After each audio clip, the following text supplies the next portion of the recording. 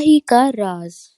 Livia बियांकी Florence में एक आर्किविस्ट थी जो अपनी पुरसुकून जिंदगी गुजारते हुए आर्किवो दी स्तातो में मौजूद लाखों दस्तावेजात के दरमियान रहती। उसका शौक खुद तारीख नहीं था, बल्कि कागज थे। चुरमी कागज, आबी निशान और कदीम स्याही के भूले हुए नाजुक साइंसी रमूज। 28 वर्ष की उम्र में वो शहर की सानिया नशात की हताती और रंगो रोगन की खराबियों की सबसे बड़ी माहिर के तौर पर जानी जाती। एक सर्द शाम जब वो 1460 के मेडिची बैंक के रजिस्टर को बहाल कर रही थी, लिविया ने एक गैर मामूली चीज नोट की। रजिस्टर के हाशिए पर दर्ज एक सिलसिलावार पुरस्कार नोट, जो बाज़ाब्ता अंदराजात का हिस्सा नहीं थे। ऐसी स्याही में लिखे गए थे जो उसने अपनी सारी फहरिस्तों में पहले कभी नहीं देखी थी। वो आयरन गाल नहीं थी, न कार्बन ब्लैक, न सिनाबार, बल्कि वो रोशनी को मुनक्कस करने के बजाय जज़ब करती हुई महसूस हुई, जैसे सफ़े पर लिखा हल्का सा ठंडा साया डाल रही हो। एक कस्टम यूवी स्कैनर इस्तेमाल करते हुए लिविया ने उस स्याही का तज्जिया किया। नताइज नामुमकिन थे। अंसरी तज्जिए में खालिस कमरी सिलिकेट और पथरा गई बिजली के कलमी ज़रात की मामूली मिकदार दर्ज थी। ये स्याही सांसी तौर पर जादुई थी। लिविया ने कई हफ्ते इस रजिस्टर के हाशिए पर लिखी गई इबारतों के बाहमी ताल्लुक को खोजने में गुजार दिए। ये नोट्स सिर्फ इलियास नामी एक कातिब ने लिखा था, एक मुनक़ता जर्नल बनाते थे जो एक मुतंज़िम कस्टोडियन ऑफ द स्पाइरल की तफसीर बयान कर रहा था। इलियास सिर्फ माली रिकॉर्ड नहीं लिख रहा था, वो इटली भर में लड़े जाने वाली खुफिया जादुई जंग की रुदात कलम बंद कर रहा था। ऐसी जंग जो रा रेजोनेंस के सरचश्मों पर कब्जे के लिए लड़ी गई थी। आखिरी और सबसे खौफनाक अंदराज इटली का एक छोटा सा नक्शा था जो उसने उस किसी चमकदार नामुमकिन स्याही से बनाया था। 3 मकामात पर दायरे बनाए गए थे और हर एक पर एक ही अलामत कंधा थी, स्पाइरल।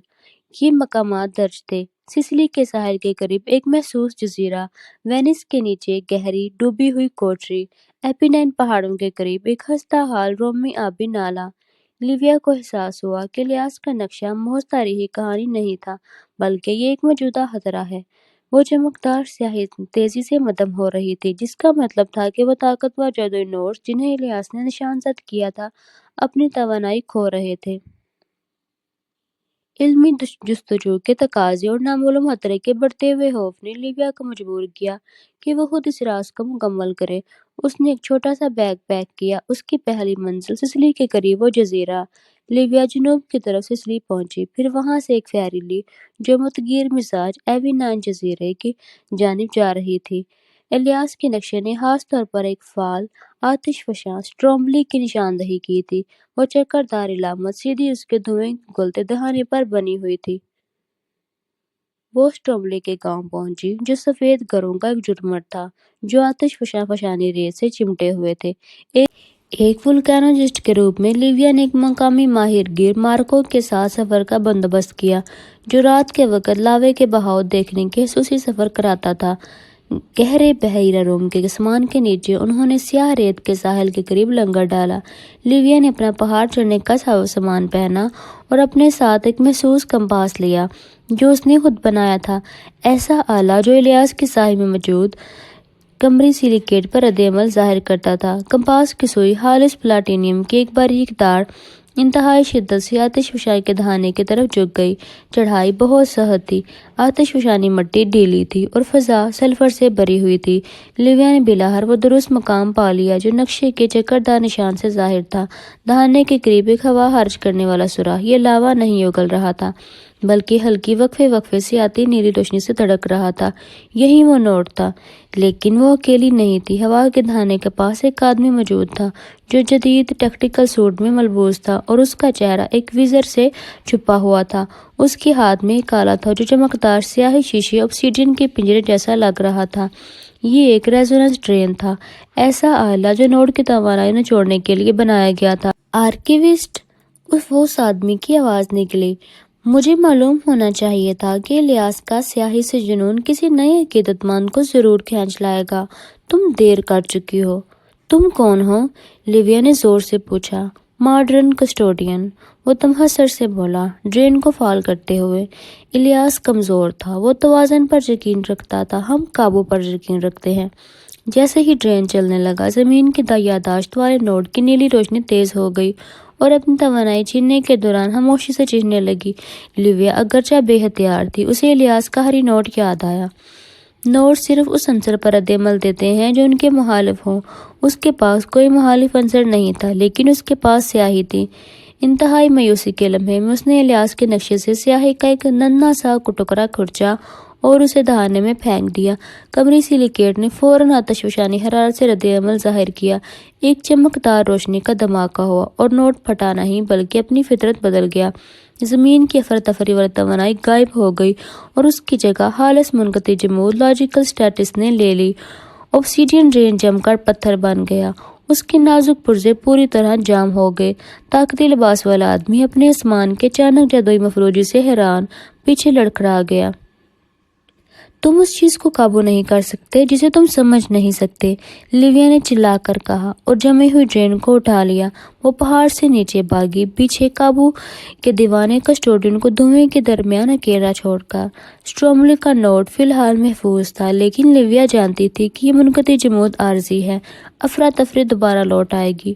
اس نے وقت تو خرید لیا تھا، مگر پائیدار توازن کا راز ابھی تک نہیں ملا تھا، اور وہ راز اس کا یقین تھا جو وینس میں تھا، دوسری جگہ جو پانی کے نیچے ایک چکر سے نشان زدہ تھی۔ لیویا کو وینس لے گئی۔ نوٹ بالکل گرینڈ کنال کے مصروف ترین حصے کے نیچے واقع تھا، ایک ایسی جگہ جو مسلسل حرکت اور بہاؤ کی علامت تھی۔ جمے ہوئے اوبسیڈین رین کو اپنے غوطہ خوری کے سامان کے لیے لنگر کے طور پر استعمال کرتے ہوئے وہ گدلے سرد پانی میں اتر گئی۔ اس کی ریزوننس گاگلز جو نمکینیت فلٹر کرنے کے لیے ڈالی گئی تھی، نوٹ کو گہرے کیچڑ میں ایک مدھم دھڑکتی نیلی روشنی پر دکھا رہی تھی، اور یہ تھا فلوڈیٹی اور چینج کا نوٹ۔ پانی، لہروں اور انسانی حرکت کی طاقت، وہ روشنی کی طرف تیزی سے ترقی کرتی گئی، قدیم بنیادوں کے ڈوبے ہوئے کھنڈرات کے درمیان راستہ بناتے ہوئے۔ اسے احساس ہوا کہ نوٹ کسی خزانے میں بند نہیں تھا، بلکہ وہ صدیوں پرانی جادوئی طور پر مضبوط کی گئی مرانو گلاس کی ایک زیر زمین ساحت میں موجود تھا۔ یہ بول بلیا تھی جو عام جادوئی توانائی کی مسلسل ٹوٹنے اور جڑنے پر مجبور کرتی تاکہ وہ قابو سے باہر نہ ہوں۔ جب لیویا مرکزی کمرے تک پہنچی، روشنی چمکدار ہو گئی اور وہ وجہ دیکھ سکتی تھی۔ ایک مخالف گروہ کے 3 کسٹوڈین خوبصورت سیاہ غوطہ خوری کے لباس میں ملبوس کوشش کر رہے تھے کہ شیشے کی بھول بھلائیے کو چھوڑ کر سیدھا نوٹ تک پہنچ جائیں۔ وہ سونک ڈسٹرپٹرز استعمال کر رہے تھے تاکہ شیشے کے کنٹینر کو توڑ کر توانائی کو اپنے مقاصد کے لیے آزاد کر سکے۔ لیویا نے ان کے رہنما کو فوراً پہچان لیا، سینیورا فیورا، مرانو کی ایک مشہور قدیم شیشہ مرمت کار جو اپنے صحت کاربارو طریقے اور پانی سے بھی سرد مزاج کے لیے جانے جاتی۔ ایک عام آرکیوسٹ کو خشکی پر ہی رہنا چاہیے مس پیانکی، فیورا کی آواز ہڈیوں کے ذریعے منتقل ہونے والے رابطے پر سنائی دی۔ یہ نوٹ ان کا ہے جو اس کی حقیقت مایا قدر سمجھتے ہیں۔ ہم پرانے اصولوں کو توڑیں گے اور طاقت کا اعزاز بہنے دیں گے۔ جب فیورا نے سونک ڈسٹرپٹر کو فعال کیا، قدیم شیشے نے ایک اونچی خطرناک دھن گانا شروع کی۔ شیشے کے جادوئی ساحت میں دراڑیں پھیلنے لگی۔ لیویا جانتی تھی کہ اگر شیشہ ٹوٹ گیا تو توانائی تو سیال بہہ نکلے گا، جس سے ناقابل قابو جادوئی لہریں اٹھیں گی، جھیل میں مدجزر کے طوفان، ہوا میں غیر معمولی تبدیلیاں، اور ممکنہ طور پر وینس کی بنیادیں تحلیل ہو جائیں گی۔ اس نے اپنی جیب سے ایک چھوٹا سا محفوظ مومی مہر کا ٹکڑا نکالا، ایک میڈیچی موم کی مہر جو اس نے آرکائیو سے لی تھی، جو صدیوں کی غیر لچکدار بیوروکریسی کی علامت تھی۔ سونک شور کے سامنے لیویا نے موم کا وہ ننھا ٹکڑا ایک بڑی شیشے کی پٹی پر لگا دیا۔ موم جو صحت، منظم تحریری ریکارڈ کی توانائی سے بھرا ہوا تھا، فوراً نوٹ کی سیالیت کے ساتھ رد عمل میں آیا۔ شیشہ ٹوٹنے کے بجائے جمنا شروع ہو گیا۔ نوٹ کی مسلسل بہتی ہوئی توانائی جامد پیچیدہ جیومیٹری میں ڈھلنے لگی اور ایک خوبصورت ناقابل نفوذ حالت میں بند ہو گئی۔ شیشہ خاموش ہو گیا۔ فیورا کے ڈسٹرپٹرز ناکام ہو گئے۔ ان کی بلند فریکوینسی لہریں نئے جمتے شیشے سے ٹکرا کر واپس پلٹ آئی۔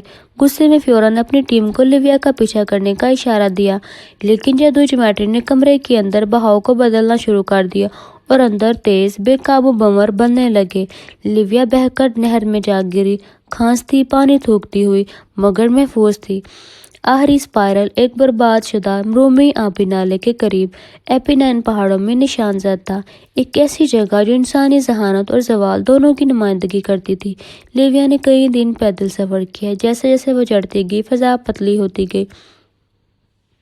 جب اس نے وہ مقام پایا، وہ دلکش تھا، ایک بڑا آدھا گرا ہوا آبی پول جو گہری کھائی پر پھیلا ہوا تھا۔ آخری نوڈ یہاں شک اور یقین کی طاقت سے دھڑک رہا تھا، وہ اجتماعی جادوئی توانائی جو صدیوں کے انسانی شک و ایمان سے پیدا ہوئی تھی۔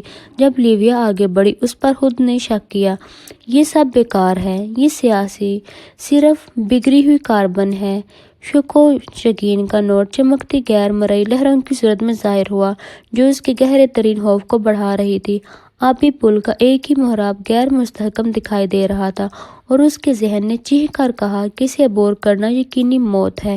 اس نے نوڈ کو دیکھا، ایک کرسٹلز کا گچھا جو مرکزی پتھر میں جڑا ہوا تھا اور وہ سوالیہ نشانوں کی صورت میں توانائی خارج کر رہا تھا۔ لیویا جانتی تھی کہ اگر نوڈ غیر مستحکم ہوا تو ذہنی افراتفری پورے اٹلی میں پھیل جائے گی اور نتیجتاً اجتماعی وہم، سماجی انتشار اور عقل کا خاتمہ ہو جائے گا۔ اس کے پاس صرف ایک آخری شے تھی، ایک چھوٹا کیریرا ماربل، وہی پتھر جس سے مائیکل اینجلو اور برنینی نے اپنے شاہکار تراشے تھے، جو آرٹسٹک ویژن اور کریٹو ول کی علامت تھا۔ نوڈ تک پہنچنے کا واحد راستہ پل عبور کرنا۔ ہر قدم اس کے ذہن کے خلاف ایک جنگ تھی جو کہہ رہا تھا کہ پتھر اس کے قدموں تلے ٹوٹ جائے گا۔ اس نے آنکھیں بند کی، سنگ مرمر کو مضبوطی سے تھاما اور شک سے لڑنے کی بجائے الیاس کے پہلے نوڈ کو یاد کیا جو میڈیچی مہر کے نیچے چھپا ہوا تھا۔ صرف تحلیق کا عمل ہی یقین کی درار کو بھر سکتا ہے۔ لیویا پل کے بیچ میں رکی، ایک گہری سانس لی اور اپنے رنگوں اور تاریخ کے سارے علم کو مرکوز کرتے ہوئے کام شروع کیا۔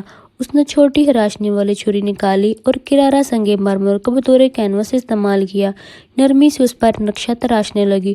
اس نے ایک چھوٹا ہموار کامل چکر یعنی اسپائرل بنایا، کسٹوڈین آف دی اسپائرل کی علامت۔ جب آخری شکل ابھری تو فنی بصیرت کی طاقت نے شک کے نوڈ سے ٹکر لی، بلوروں نے سوالیہ نشان خارج کرنا بند کر دیے اور ایک پرسکون مستحکم یقین کی گونج سے ہم آہنگ ہو گئے۔ شک کی بڑی لہر فوراً اٹھ گئی۔ لیویا پل پر کھڑی تھی، اب مکمل مطمئن اور پرسکون۔ نوڈ بالآخر مستحکم ہو چکا تھا۔ لیویا فلورس واپس آئی، کسی نے اس کی تعریف نہ کی مگر وہ خاموشی سے مطمئن تھی۔ اس نے کرارا سنگ مرمر پر تراشا ہوا چکر اپنی میز پر رکھا، آکسیجن ڈرین اور مرانو شیشے کے ٹکڑے کے ساتھ۔ وہ 3 عارضی حل جو اس نے بنائے تھے، سٹرومبلی میں لاجیکل سٹیٹس، وینس میں جیومیٹرک آرڈر اور اپینائن میں آرٹسٹک سرٹینٹی، اب ہم آہنگ ہو گئے تھے۔ ایتھلگارڈ کا مسئلہ انتہائی بے قابو تھا، اٹلی کا مسئلہ بے قابو جادو کا۔ اس نے اپنی مہم کا انکشاف دنیا سے نہیں بلکہ اپنی ارکائیو میں لوٹ آئی، لیکن اب اس کا کام عام نہیں رہا تھا۔ الیاس کی سیاہی کی آخری ذرات اور نوٹس کی دانائی کو استعمال کرتے ہوئے اس نے دنیا کے دستاویزات کو تاریخ کے بجائے ان کی جادوئی ارتاش کے لحاظ سے درج کرنا شروع کر دیا۔ یوں وہ اٹلی کی حقیقی جادوئی تاریخ مرتب کر رہی تھی تاکہ اگر کا توازن بگڑے تو دوبارہ کارروائی کر سکے۔ وہ بن چکی تھی اسپائرل کی نئی، خاموش مگر ضروری محافظ۔ اگر آپ کو بھی میری کہانی اچھی لگی ہو تو ویڈیو کو لائک کر دیں اور چینل کو سبسکرائب کر دیں۔ شکریہ۔